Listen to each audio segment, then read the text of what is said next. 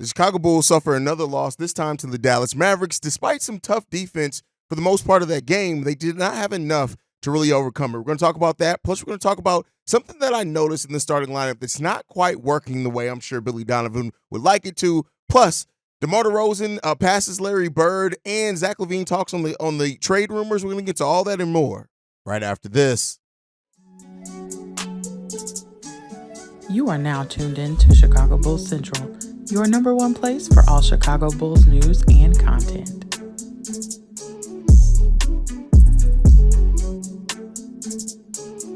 What's going on, Bulls fans? Welcome to another episode of Chicago Bulls Central, your number one spot for everything Chicago Bulls related. I'm the host here, Haize, but more importantly, you guys can follow the channel at Bulls Central Pod on every social media platform we happen to be on. With that being said, let's go ahead and get into the content for today. And we got to talk about this game with the Chicago Bulls and the Dallas Mavericks. Now, the Bulls end up losing. They end up losing by 9 in Dallas. And, things down the stretch of that game just did not work, right? When you look at some of the things that really absolutely killed the Bulls is that the role players went off. And the Bulls came in with a calculated game plan of, we're going to disrupt Luka and make other people beat us. And for the most part, they seemed to work out for the Chicago Bulls. First quarter of this game, the Bulls lost by 3 points. They won in the second and the third quarters by 4 points and 1 point respectively. But then in that fourth quarter is when the 3-point defense, stuff like that, it just fell apart for the Chicago Bulls. They ended up losing that fourth quarter by 11 points, which then causes them to lose the game, right?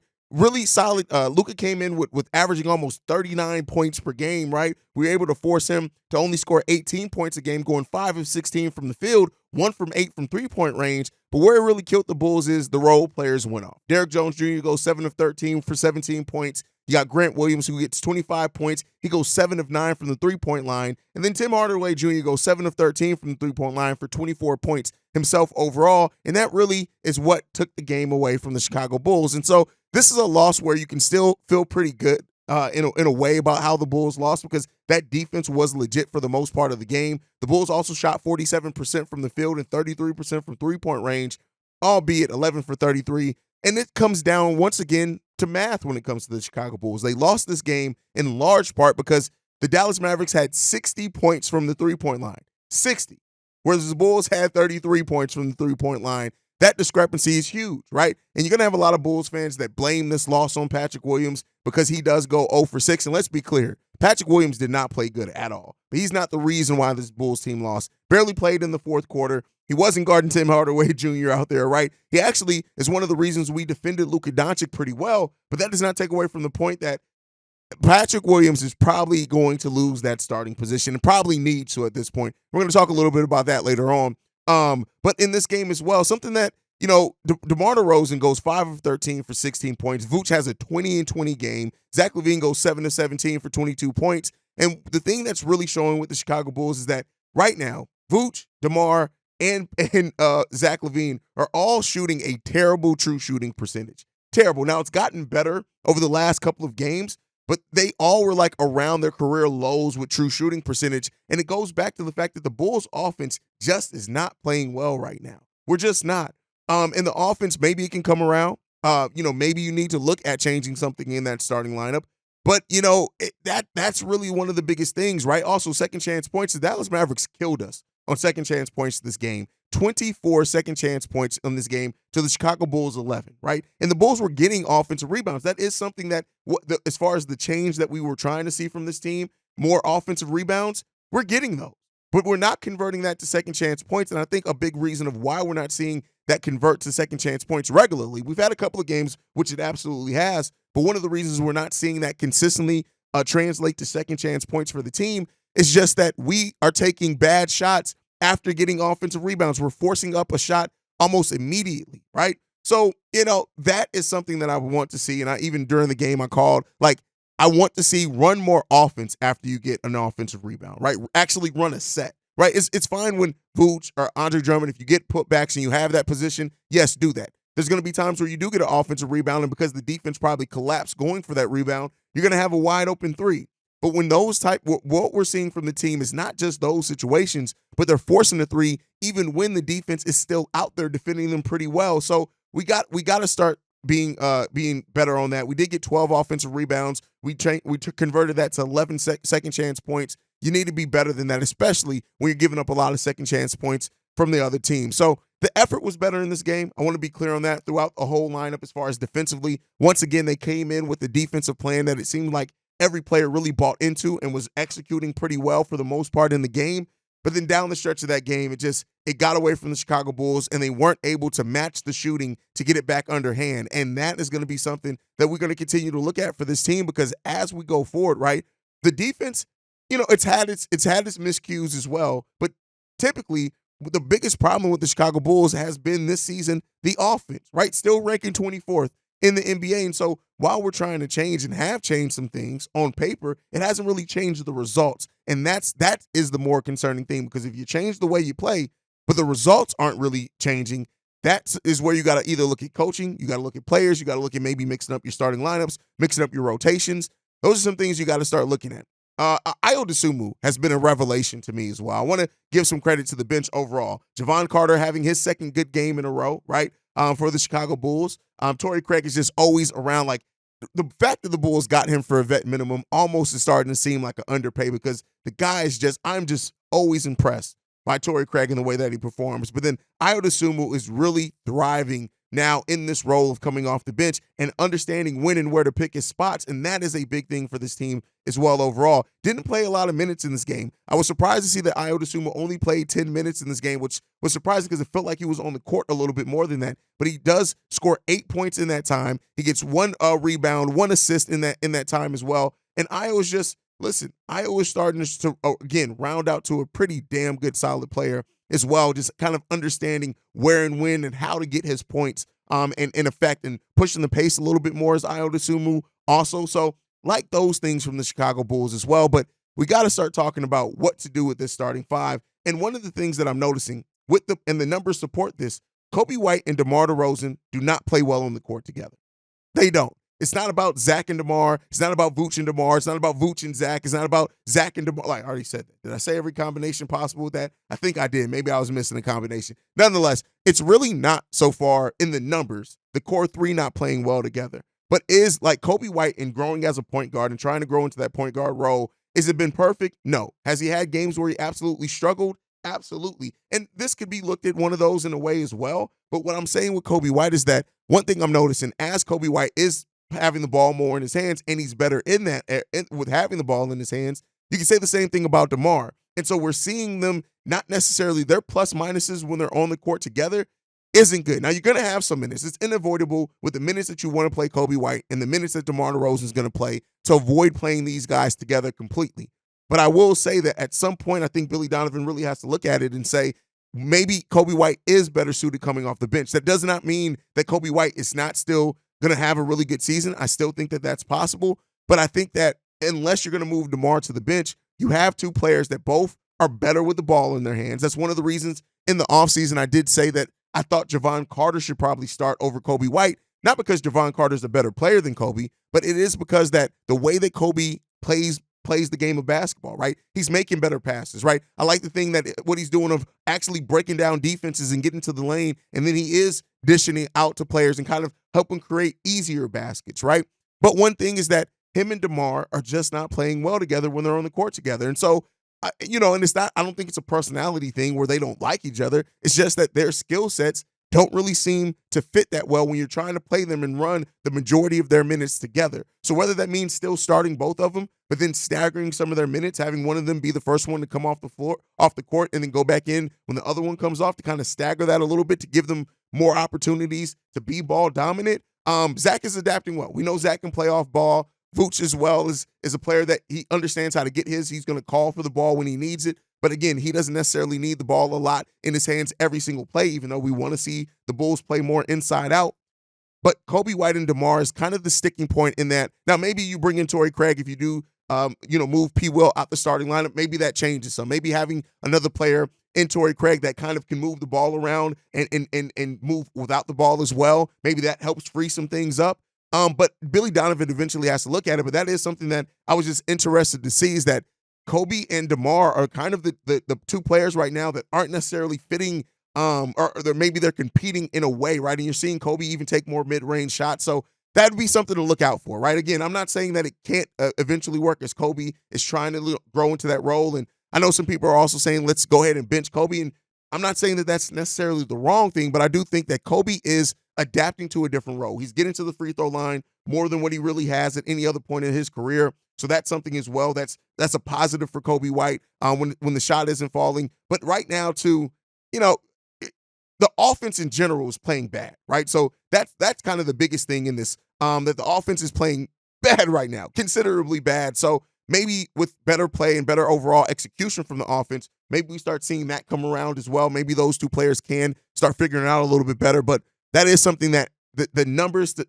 support and the on-off support as well when they're on the court together. So just kind of look out for that as things go on. But like I said, Kobe White, really getting to the free throw line the most he has in his career, almost 3 times a game he's getting to it. His previous high was 2.1 his sophomore year, and that's when he played a lot of minutes and had an even higher usage rate. So we're seeing Kobe White starting to understand to get to the free throw line. That's going to help him put up easy buckets as well, because he's an 84% free throw shooter and 85% for his career. So that's something you want to see Kobe White do. So he's going to be effective in that.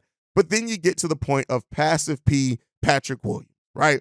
And while I will say this, Patrick Williams for the last 2 games has come out with way better energy, going after loose balls. And like I said, it's not just about scoring. So many people make it just about scoring. He defended Luka, some of the best that I've seen Luka defended, and he did a pretty damn good job at it.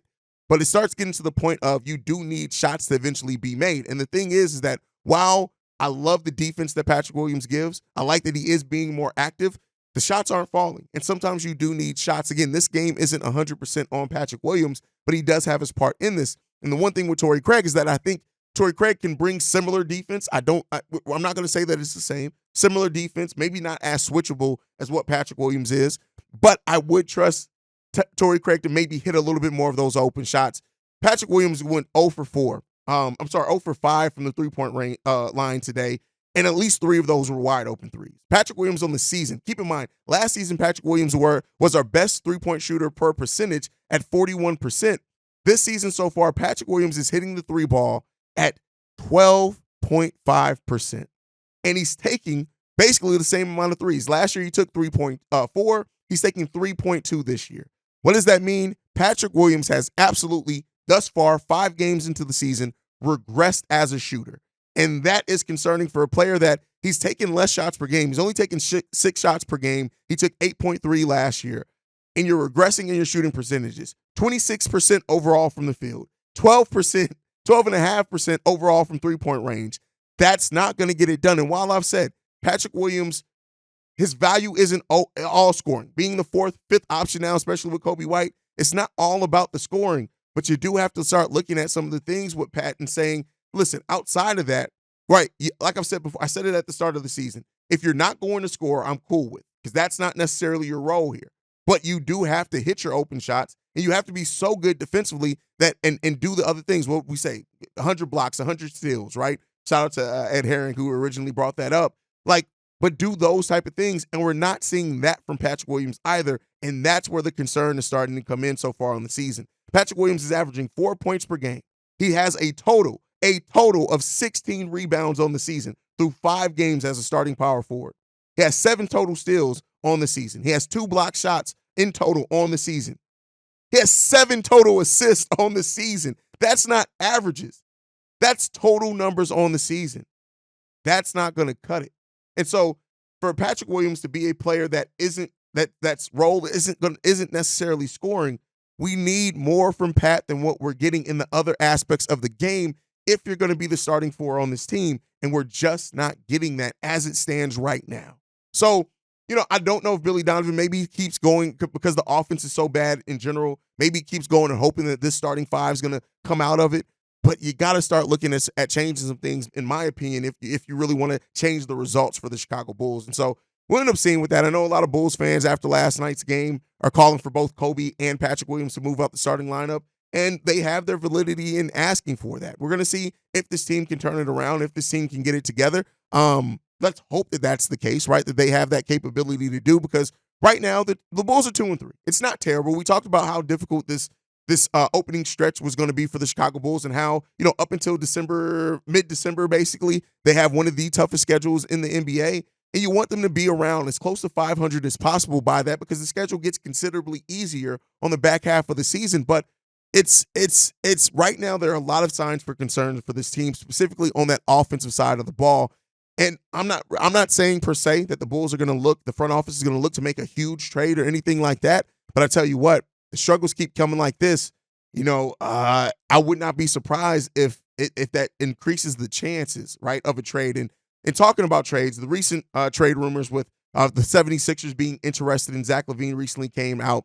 And Zach had this to say: "You take it with a grain of salt. It doesn't affect me because at this point I'm in my 10th year. It's nothing I haven't heard before. It's unbothering to me." So Zach LaVine continues not to let the trade rumors get to him, which he shouldn't, right? He's a player at the NBA. Trade talk is always going to be part of that. It kind of is what it is there. But I will say this is and he even said it this offseason, sometimes where there's smoke, there's fire, right? And while I don't think that the Bulls are just going to give Zach away up for anything, and they shouldn't, at some point you have to ask yourself the tough question. Can you do enough to get a version of this core together, or do you have to make drastic moves with this core? And that question becomes more and more evident every day. And here's what I'll say as well, right? And I kind of forgot this in the last segment, but DeMar DeRozan seemingly is taking a step back, and that decline may be starting for DeMar. The lift isn't the same, but he gets a lot of points based off skill, right? Because he's one of the most skilled players. I've said it before. Everybody knows where DeMar likes to go, and he still gets there and gets to the free throw line and gets the shot a lot of times. So you don't want to take that away, but you're starting to see that decline. And the thing is what did we always say when this team came together? I said that the hope is that by the time DeMar's decline starts, you have a Patrick Williams, a Dalen Terry, a Ayo Dosunmu that are starting to be on their rise, and then it overlaps so that the feel of it isn't as noticeable. We're not really seeing that, right? Ayo Dosunmu, where he's thriving off the bench, is not like again. I think that Ayo Dosunmu is going to eventually round back out to a good overall player. I really do think that a player that you love having on your bench at the very minimum.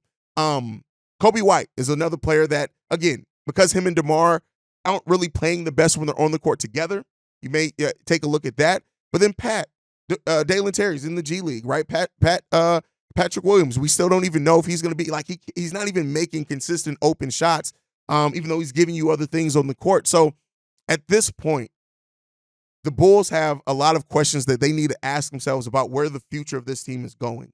And if they don't have an answer to that leads to a playoff appearance, not a play-in, a playoff appearance, you may have to start asking yourself what tough roster decisions you may have to make as a front office. And AK has not necessarily always been the best at reviewing that. So we'll end up seeing it. But for Zach, to not be wavered by the trade talks, which he shouldn't, like I've said, even in that, the Philadelphia 76ers really don't have a lot that what we know so far that the Bulls would want back in a potential Zach LaVine trade. So there's a lot ado about nothing when it comes to that trade front.